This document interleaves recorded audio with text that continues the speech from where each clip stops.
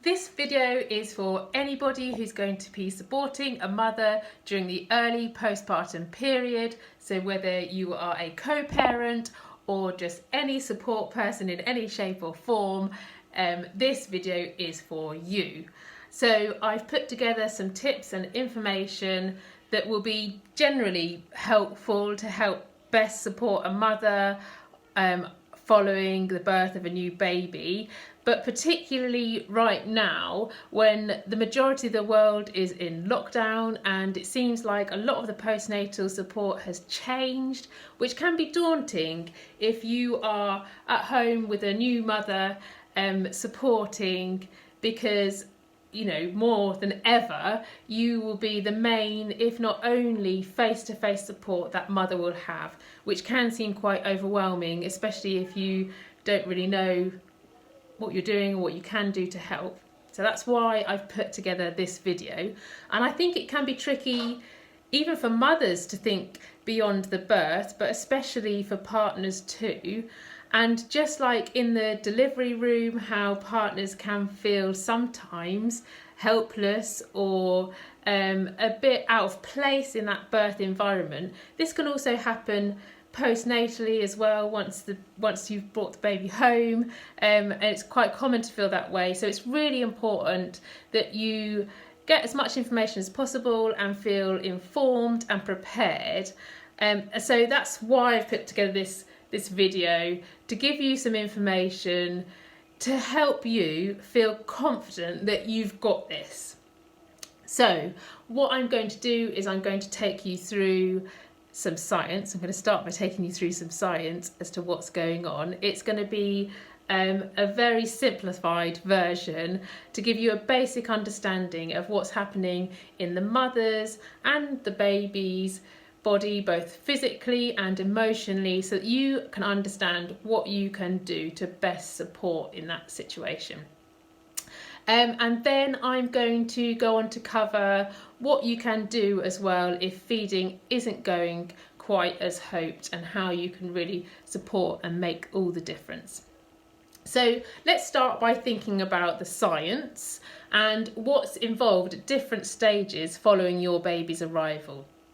So at birth, there's loads of magical things happening. The mother's body is absolutely packed with oxytocin, that's our feel-good hormone, and the temperature of her chest rises to keep it nice and warm so that the baby is kept nice and warm. And that really is the best place for the baby following birth, on the mother's chest. And at this point, in terms of the baby, they're going to be nice and alert, providing all's gone well, nice and alert and awake and primed with their neonatal reflexes to locate and latch on to the nipple and have their first feed. Now, this is often called the breast crawl. It's actually not as quick or coordinated as that might make it sound. Generally, what's happening is the reflexes that your baby is using is this little head bobbing movement, like a little woodpecker. They're also using their arms and their little legs to move themselves around and help locate the nipple. It's often quite a stop-start process. They might take pauses to stop and gaze up, or they might close their eyes and take a little rest. So it can take a little bit of time. Overall, the process can take around an hour for them to locate and latch onto the nipple. But just leave them to do that, and eventually they will get there and have their first feed. Now, we know that breastfeeding is the most successful when this process following birth is left uninterrupted. So I know right now there's lots of changes to guidelines in terms of how long you can be there following the birth of your baby, and probably in any circumstances you would understandably be really excited to hold and touch your baby, but I would just say, in order to do the the best thing to help with feeding, just wait until after they've had this first feed. Now, this doesn't mean that you have to be sitting on the other side of the room and be a bystander. You can totally get involved with this whole process. So I would say scooch on up, put your arm around the mother, touch, smell, stroke your baby, be there. Just absorb what's going on and witness the magic, because it really is a really fascinating time when your baby's first born, and you can soak all that up right beside the mother. You don't have to be holding the baby yourself to really enjoy that, and it's an experience that you can have together that way. And then when baby's had that first feed, then that would be a really nice opportunity for you to have your first cuddle with a baby, maybe skin to skin, and really take some time out to absorb your baby and get to know them a bit better. So that's just immediately following birth. And then after that point, well, there's loads going on. There's loads of crazy stuff going on. So it's good to have an understanding of what is going on, so you know how you can support. So I would say think blood, sweat, tears and milk. So let's go through those. Blood, first of all, she's going to be bleeding from her uterus while her uterus contracts back down to its usual uninhabited size. And during pregnancy as well, her blood volume has increased massively by 50% to help support the life of your baby. And also during pregnancy, women retain fluids as well. And what can happen after birth is that these excess fluids can cause swelling.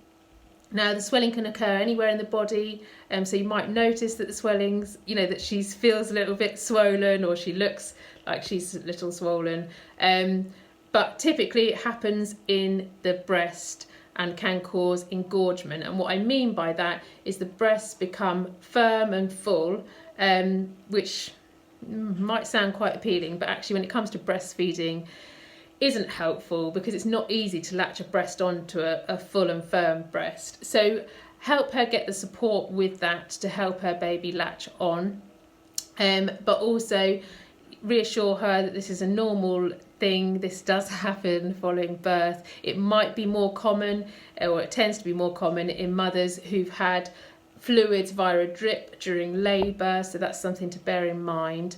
But it's a short temporary phase, so engorgement tends to subside within a matter of days. So just reassure her that this will get easier, and just find support for her virtually or over the phone if she needs it, to help her with latching her baby during this engorgement phase. So that leads us on to sweat. If your body's got lots of excess fluid, then it needs to find a way of ridding itself of this fluid, and that can commonly happen postpartum by sweating. So she might find that she feels particularly sweaty. What you can do is just encourage her to drink lots of water, and also encourage her to wear breathable, lightweight fabrics as well that will help keep her nice and comfortable. So that's blood and sweat. Tears. Now this, although is a common normal part of the early days postpartum, can be particularly challenging for the mother, of course, but also as a support partner. It can be hard to watch somebody that you care about find things emotionally challenging. So let's just explain what's happening in the body following birth. So at the end of pregnancy, a mother's progesterone levels are at an all-time high. They're at a peak, and then after birth, these take a massive nosedive plummet down. And then at the same time, her milk-producing hormone prolactin is massively increasing as well. So you've got this whole roller coaster of different hormones going on, which understandably with it can bring some emotional turmoil. So what can happen is that the mother feels, she might feel tearful, irritable, anxious, restless. There's probably going to be a whole host of different emotions going on at this particular point in time, and that is normal. And I would say what you can do is just take her lead. You can ask her if she wants a hug and offer her that kind of physical support if she would like that, or she might prefer just to have some space, or she might prefer a mix of those things. Just at any point, take her lead over what she would find the most helpful. And I would also say that, let her rest, obviously, let her cry, encourage her to get it all out, but reassure her that this is normal. It's often referred to as baby blues. It's different to postnatal depression in that it passes within a matter of days. So just make sure, she may well already know that, but just, reconfirming that with her will help her see the light at the end of the tunnel and can make it slightly more bearable for her. So that is blood, sweat and tears. Let's move on to think about milk. Now, at first, the first milk that that mothers produce is a special type of milk. It's called colostrum. It's a thick, rich milk which is full of antibodies, and it is the perfect food for your baby. It's all your baby needs in the first few days, so there's no need to be thinking about supplementing with anything else or giving your baby anything else. Nature has designed it to make sure your baby gets everything that they need at the breast in the early days and weeks and months even following birth. And what might be happening with your baby is typically following birth, in the first 24 hours, they can go through a really sleepy phase where they're in recovery mode. So following that nice alert phase of birth, then they kind of go sleepy for the first 24 hours. And you might find you need to wake them to feed them. And I would definitely encourage you to do that. But also encourage the mother to make the most of this restful period and get rest between feeds if she can. And then what happens is around 24 hours, your baby suddenly realises that they are no longer in a uterus, that they're in this strange, crazy, big, wide world. And that is often referred to as second day syndrome. I always find that a really negative way to describe normal newborn behaviour. But essentially what happens is your baby wakes up and suddenly, if they aren't on the mother's chest and close to mother, then they get really upset because everything that they know is available at the mother's chest. The mother's warmth, the sound of her voice, the sound of her heartbeat, even the smell and taste of her milk, all those things are familiar and calming for the baby. And whenever you move them somewhere else, that anywhere else other than there feels totally foreign and can be really unsettling and cause them to get upset, understandably. So they want to be as close to mum as possible, so allow them that time to be there. And they will want to spend a lot of time feeding during this phase as well and latched onto the breast. And I would definitely encourage as much of that as possible. And the reason why that's happening is, first of all, I mentioned colostrum, this first thick, rich milk. We only produce it in very small quantities. So your baby is going to need to feed little but very often. So they might almost constantly want to be at the breast getting little drips of this amazing, fantastic colostrum. So let them have as much time as possible so that they can get as much as possible of that special first milk. And also by spending lots of time at the breast, they are stimulating the breast as well. And the more that the breast is stimulated, the more milk the breast is going to produce. So that's all good for that. But the baby is also learning how to feed, and practice makes perfect. So your baby's going to want to spend a lot of time at the breast, getting the hang of things, working it all out. So just allow them that time to do that and become familiar with feeding, and that will be really helpful for long-term feeding as well.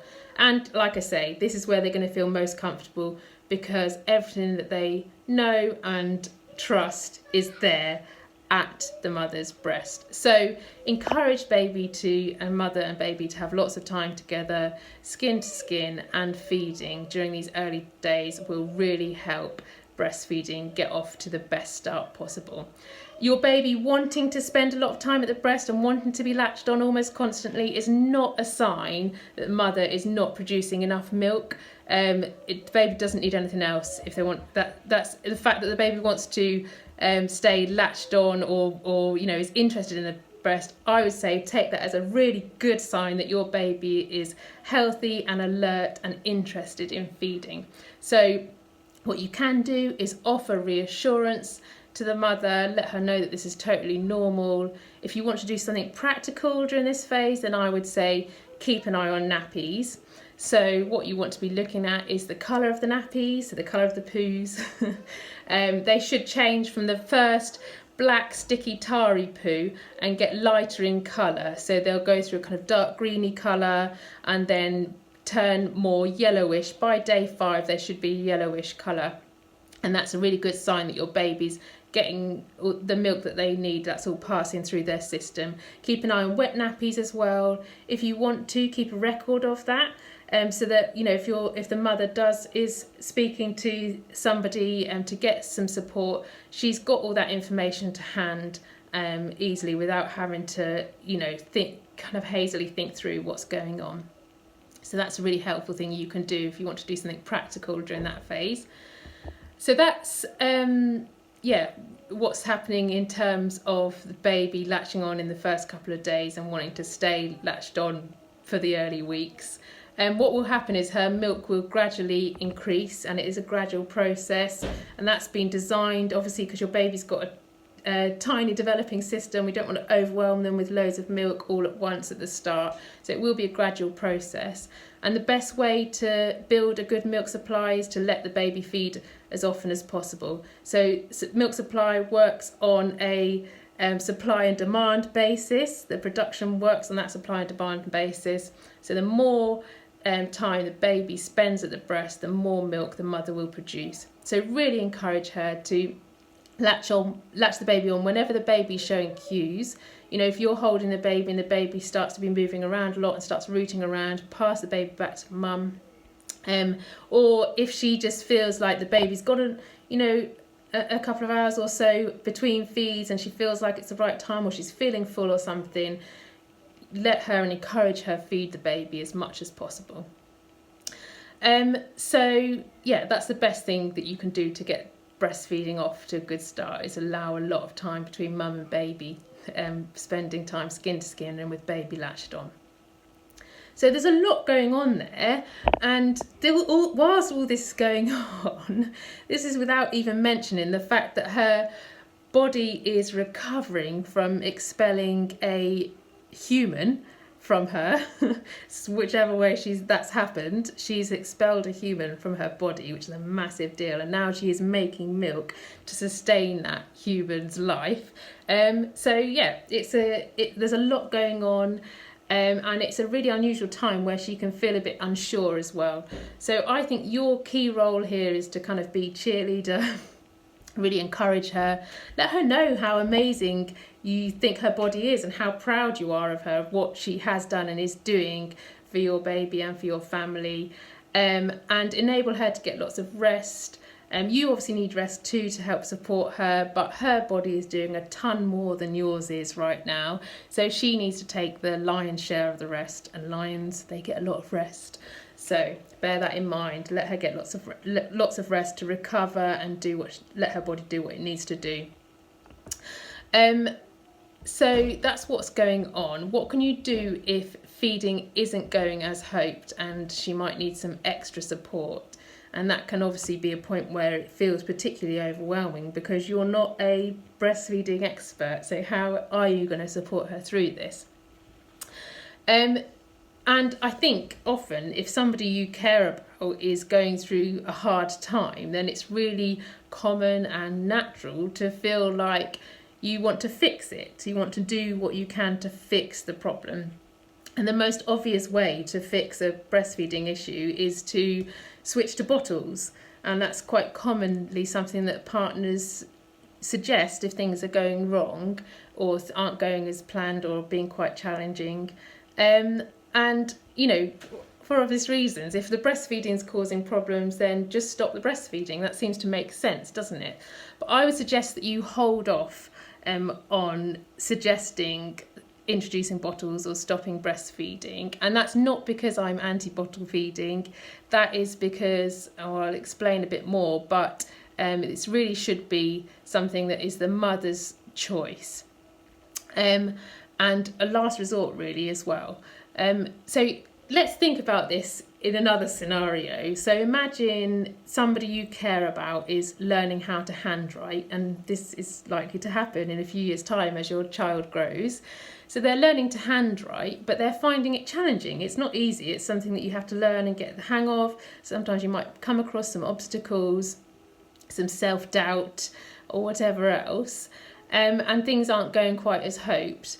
Would you just say to them, oh, just use voice transcription, or just type, or get somebody else to type for you? Everyone uses computers now. No one's going to know that you can't, or you haven't mastered handwriting. It doesn't matter. Just use computers like everybody else. Or are you more likely to give them encouragement and just support them through the whole process? And so it's the same kind of thing with breastfeeding as well. Really, any goal that your partner has, whether that's a career goal or some kind of personal achievement or something that they're hoping to try and overcome, they might come across challenges. And with any other goal, probably it'd be unlikely that as soon as they're coming across challenges that you'd say, oh, it's just not worth it. I don't want to see you going through any of these challenges. Just stop, it's not worth it.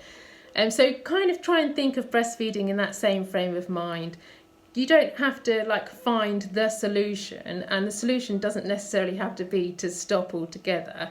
And the main reason why I'm saying this is because, whilst you might be suggesting or might think of suggesting switching to bottles as a good solution and suggest it with the best intentions because you want to put things right and to help, feeding your baby isn't as straightforward as that. Breastfeeding is a complex physical and emotional relationship, and you can't just suddenly stop doing it without coming into problems. And even at the best of times, stopping breastfeeding is a grieving process. So even though it might seem like a good solution and a quick fix to just switch to bottle feeding, actually what comes with that is some long-term physical and emotional implications. So don't turn to that unless it's a last resort, and just think about the other things you can do to just support and encourage rather than suggesting an alternative such as bottle feeding. So yeah, like I say, it's natural to want to fix things, and that's fine. But I would say focus on the things that you can fix. So what can you help her fix? Well, you can help her fix her comfort levels. Do what you can to make her feel more comfortable. You can help her fix her exhaustion. Hold the baby while she sleeps. If you've got other children at home, keep an eye on them so that she can get as much rest as possible. You can help her with her energy levels, so you can fix depleted energy levels, offer her snacks and drinks. You can help fix the support that she receives as well. Help her reach out and get support. Get the phone number for your local breastfeeding team. There's also national breastfeeding helplines. It doesn't need to be the mother that calls up. If you're finding like you need some support with this, you can phone up too. Just reach out, and encourage her to do that. And that's something that you can help fix too. So focus on those things that you can do to fix things. And I would say if you're watching this and the mother is pregnant still and you haven't yet already, have a think about hypnobirthing, because a lot of the tools and techniques that are helpful with delivery during the delivery of your baby during birth are also helpful during that postnatal period too. And the main reason for that is because the main hormone that's responsible for birth running smoothly is also a key hormone in breastfeeding running smoothly, and that is oxytocin. So what you can do to help with breastfeeding is to just find things to help the mother produce as much oxytocin as possible. Now, oxytocin, that's our calm hormone that we produce when we're feeling relaxed. So what you want to do is make things as calming and relaxing as possible. There's lots of different techniques that you can try. Like I say, hypnobirthing is a good introduction to all those techniques that you can try. But like I say, just anything that helps calm and relax her. So just do some deep breathing. You might want to accompany that with some kind of shoulder rotations as well. Yes, so you can use deep breathing and shoulder rotations to help relieve tension and just really try and set a nice calm environment. So, nice music, anything that helps you relax or anything that you enjoy, like a nice television program, not the news right now, anything that's calming and relaxing that you can bring into the environment. Make sure she's nice and comfortable, some gentle massage and some skin to skin with the baby is also really helpful for oxytocin levels. So think about all those nice, calm, relaxing things that you can do to help you both feel at ease and less stressed, and that will make a massive difference to how breastfeeding goes and how enjoyable that postpartum experience is.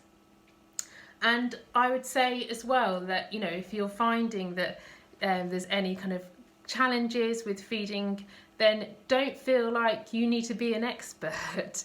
Unless you've got some kind of qualification in infant feeding support, then you don't have to be that expert. You don't have to problem solve or give advice. That's not what she's going to be looking to you for. It probably, especially once you've just had a baby, there's so much information out there and your brain is in such a fuzz that you don't really want to be taking on more information and more advice and more people's opinions, So actually you don't need to be there for her for that.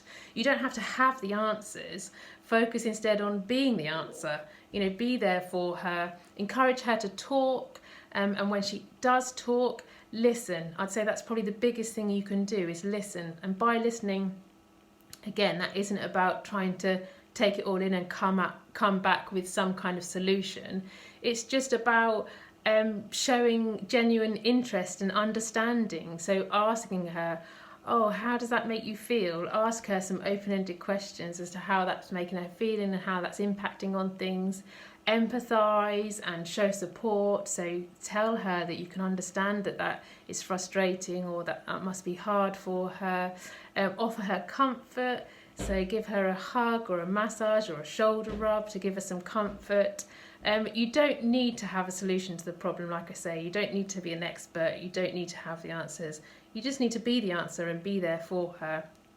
And also, help reach out for that support. So help her, like I say, get in contact with any kind of breastfeeding practitioners who can help support her, whether that's your local breastfeeding team or one of the national breastfeeding helplines. You can ring them yourself.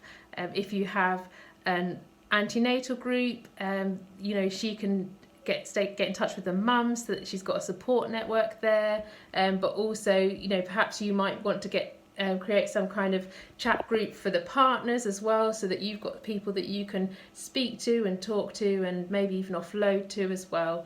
And you can still accept support from the outside world and make sure the people who know and care about you know this, let them know that you are still able to accept food parcels. They can see the baby through the window and wave at you if they bring along some food and deliver it at your doorstep. Thank you very much. And actually that's really, I think, one really positive thing about this is that normally I would say as a partner, one of your key roles is to build a bubble around the mother and new baby so that there's not lots of visitors and lots of interruptions to breastfeeding, and that's kind of been taken care of for you. You don't have to be kind of managing visitors and any of those bits and pieces. You can just have a nice, calm and relaxing, uninterrupted environment at home, and that's really the best way to get breastfeeding off to a good start anyway. So I hope all these tips have been helpful. Feel free to get in touch and follow me for more tips and information that can help support you through your feeding journey. Bye bye.